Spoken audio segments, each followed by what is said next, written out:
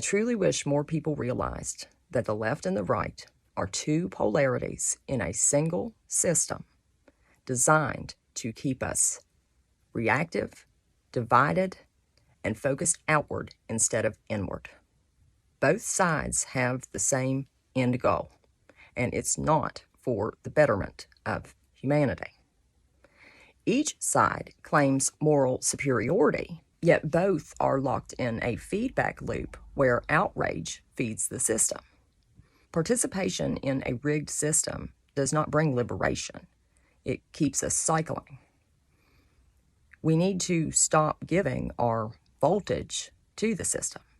My observation is that the left typically appeals to emotion, empathy, collective identity, social justice.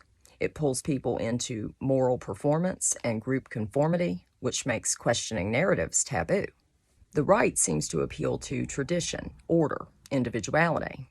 It can pull people into fear of change or attachment to old structures.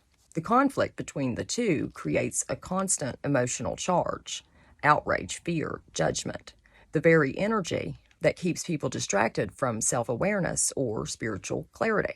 Stepping outside of the polarity altogether, seeing both sides as part of a single mechanism, is where true awareness and neutrality begin.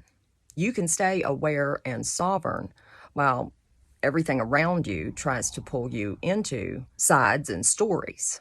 Remember the game being played and try not to give either side your emotional energy.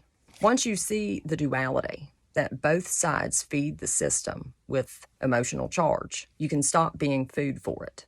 Noticing the pattern takes you halfway out of the loop already.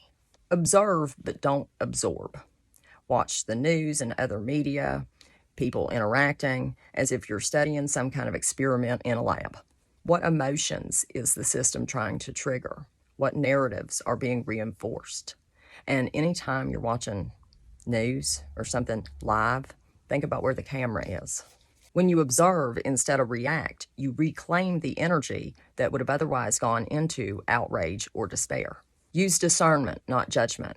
Realize that things can look very different in real life than what is presented by the media. There are two sides to every story, and sometimes actions that seem immoral on the surface are actually justifiable. It may not have been the best plan of action, but you can see why somebody took that action. Judgment locks us into polarities. We're all evil. They're the good ones.